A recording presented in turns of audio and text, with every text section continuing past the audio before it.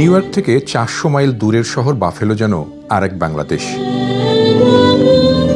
শহরটিতে বসবাসরতদের মধ্যে এখন সংখ্যায় সবচেয়ে বেশি বাংলাদেশি বংশোদ্ভূতরা। তাই উত্তর আমেরিকার এই শহরে মার্কিনীদের কাছে বিশেষ মর্যাদাও পান এই অভিবাসীরা।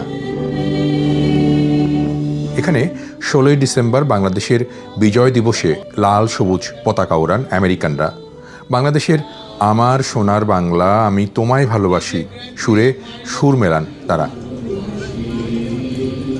এই অনুষ্ঠানে এবার ছিলেন বাফেলোর মেয়র ও নগরটির শীর্ষ কর্মকর্তারা।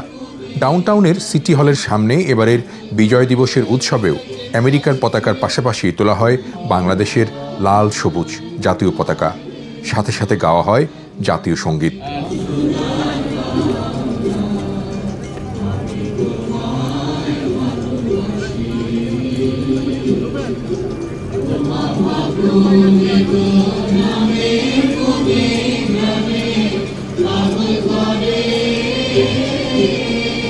এমন আয়োজন ৪ বছর ধরে হচ্ছে উত্তর আমেরিকার বাফেলোতে।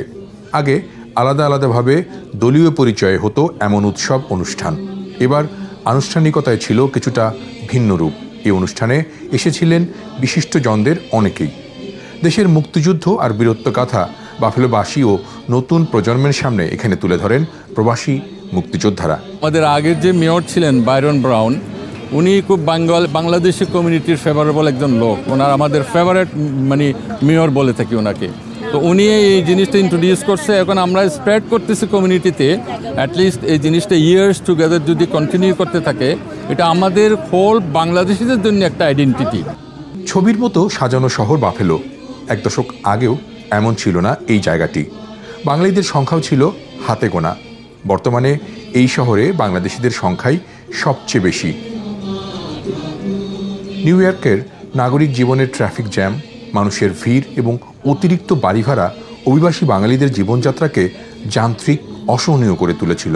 সেই জীবন ছেড়ে অনেকেই এখন নিউ ইয়র্কের আশেপাশের এলাকাগুলোতে চলে যাওয়া শুরু করেছেন। তার মধ্যে সবচেয়ে পছন্দের জায়গা হয়ে উঠেছে বাফেলো, যেখানে বাংলাদেশি সংস্কৃতিও ছড়িয়েছে দারুণভাবে।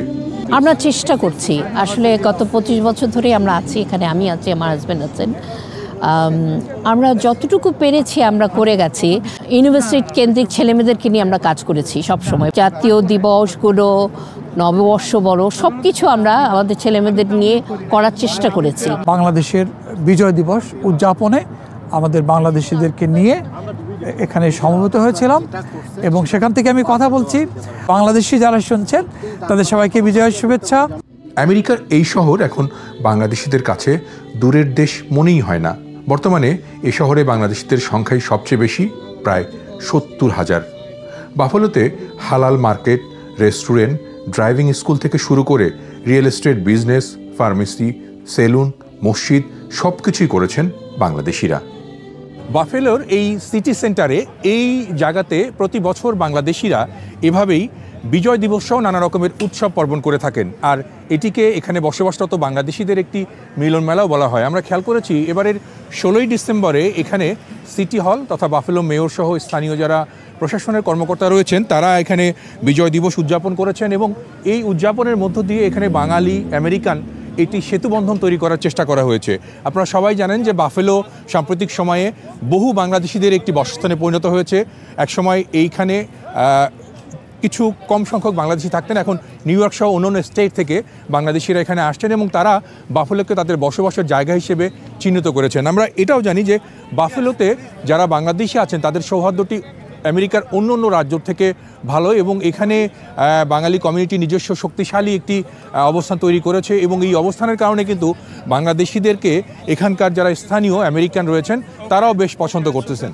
বাফেলোর বিভিন্ন জায়গায় বাংলাদেশিদের শুধু যে বসবাস তা নয়, এখানে তারা নানা প্রশাসনে, নানা ব্যবসায়, নানা কাজে কিন্তু সম্পৃক্ত হয়েছেন এবং এটিকে আমেরিকার অন্য অন্য শহরগুলোতে থাকা বাংলাদেশিরা খুব ভালোভাবে নিয়েছেন এবং বাফেলোয় বাংলাদেশিদের এই সাফল্য, এই অগ্রযাত্রা আমেরিকার অন্য অন্য প্রান্ত থেকেও স্বাগত জানানো হচ্ছে। আমি কেরামতুল্লাহ বিপ্লব, বাফেলো সিটি হলের সামনে থেকে।